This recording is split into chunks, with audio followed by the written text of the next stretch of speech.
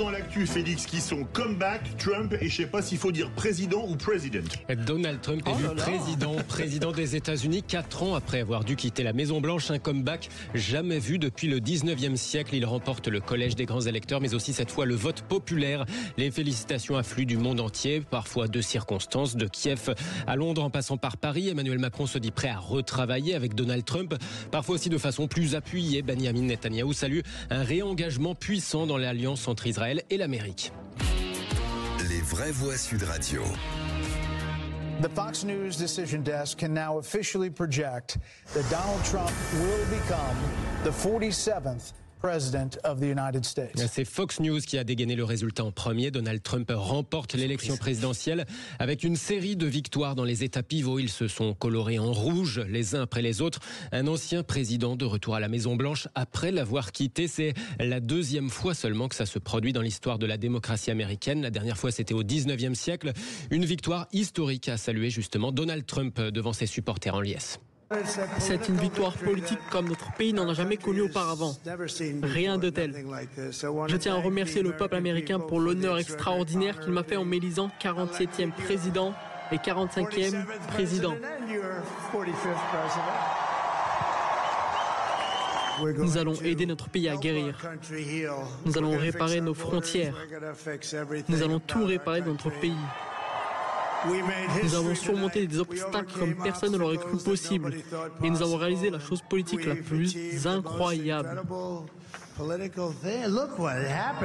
ce qui s'est passé. C'est fou, non ? Donald Trump et son discours de victoire traduit par Majid Deimat pour Sud Radio. Victory speech en semi, voire total impro. Comme souvent, discours avant même que le seuil des 270 grands électeurs n'ait officiellement été atteint.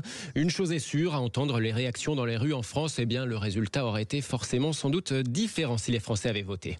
C'est inquiétant, et alors la première raison pour laquelle c'est inquiétant, c'est que ce candidat, sur son premier mandat, me semble-t-il, n'avait pas forcément fait que des bonnes choses. Ce qui est inquiétant, c'est qu'on n'ait plus replacé cet homme au pouvoir. Je crois que c'est surtout ça qui est inquiétant, qui montre qu'on est prêt à faire des folies aujourd'hui. Qu'est-ce qui m'inquiète le plus ? Son état d'esprit, son extrémisme, voilà. Moi, oui, je suis content pour les Américains qui puissent progresser. Et maintenant, il y a quand même un point positif, c'est qu'il a dit qu'il allait arrêter la guerre en Ukraine. Alors j'attends pour voir, parce que ça serait formidable. Pour l'instant, j'en pense pas grand-chose. Je ne suis pas devin. Je verrai bien ce qui va se passer par la suite. Peut-être que ça se passera bien, peut-être que ça se passera pas bien, je ne sais pas. Des propos recueillis par Louis de Kergorlet pour Sud Radio.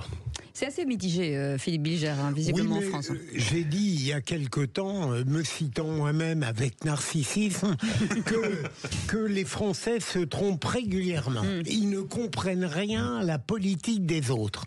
Et moi, je trouve qu'à nouveau, la haine anti-Trump en France, et notamment sur le plan médiatique, a dépassé les bornes. Cette fois-ci, moi, je trouve qu'il y a eu moins Moi, je me souviens de 2016, où tout le monde expliquait à quel point effectivement Donald Trump ne pouvait pas gagner.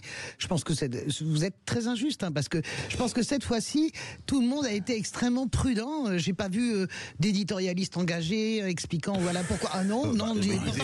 J'écoute absolument tout. Les éditos. Mais oui, mais ils n'ont jamais dit. J'ai vu l'émission de France 5 hier de Karim Rissouli. C'était hallucinant. Non, mais écoutez, on a le droit. C'est pas un problème de service public. Vous n'avez pas.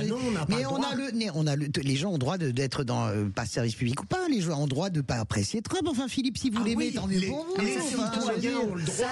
Mais je ne crois pas du tout. Les émissions. Vous vous êtes trompé. Je pense que toutes les analyses sont restées extrêmement prudentes cette fois-ci. Je vous trouve injuste avec. Mais en fait, ne pas apprécier Trump, c'est pas un programme. C'est juste une posture morale.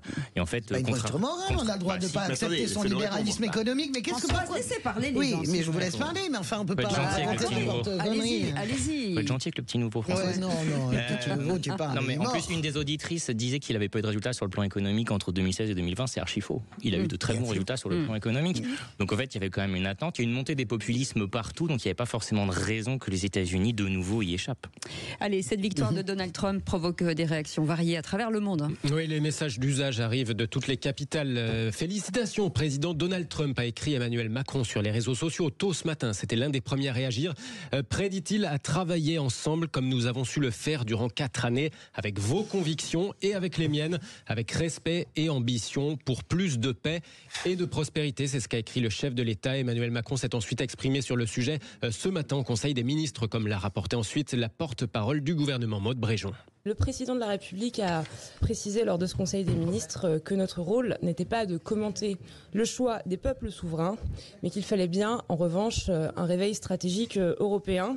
Les États-Unis sont nos alliés. Et ils le resteront. Le président de la République aura une relation exigeante, évidemment, avec le président Trump, mais vous l'avez dit, ils se connaissent. La France a travaillé avec une administration Trump pendant 4 ans. Nous allons donc le faire de nouveau. On sait le faire, et donc on continuera, on reprendra ce travail-là. Je pense que voilà, on a 2 chefs d'État qui ont des visions probablement différentes sur bon nombre de sujets, mais qui ont déjà l'habitude, si je puis dire, de travailler ensemble. Emmanuel Macron a ensuite indiqué avoir échangé par téléphone avec le chancelier allemand pour justement coordonner la réponse européenne. Nous sommes plus forts ensemble, a lancé Olaf Scholz à l'égard de Donald Trump. Autre réaction d'un leader lui aussi de gauche, le Premier ministre travailliste Keir Starmer au Royaume-Uni. Mr. Speaker, can I begin by congratulating President-elect Trump on his historic election victory. As the closest of Une victoire électorale historique, lance le Premier ministre britannique. Du côté de Londres, d'ailleurs, l'ambassade des États-Unis, pour l'anecdote, a été aspergée de peinture orange aujourd'hui suite à cette victoire de Donald Trump. Visiblement des militants plutôt mécontents de ce résultat. Autre réaction, malgré la version des Républicains pour l'aide à l'Ukraine, le président ukrainien Volodymyr Zelensky a voulu faire bonne figure ce matin. Il félicite Donald Trump, je cite, pour son impressionnante victoire électorale. Il dit aussi souhaiter que le désormais 47e président des États-Unis va aider l'Ukraine à obtenir une paix juste et durable. Et puis du côté de Gaza, la nouvelle provoque l'inquiétude palestinienne quand au contraire, le Premier ministre israélien se réjouit de façon appuyée. Cette élection marque un réengagement puissant dans la grande alliance entre Israël et l'Amérique, écrit Benjamin Netanyahu. C'est bien, moi j'aime bien la diplomatie. Non mais je ne plaisante pas quand je dis ça. Finalement, on sent bien. Alors le Premier ministre travailliste, imaginez comme il est heureux que ce soit Donald Trump. Mais j'aime bien même le message de Volodymyr Zelensky.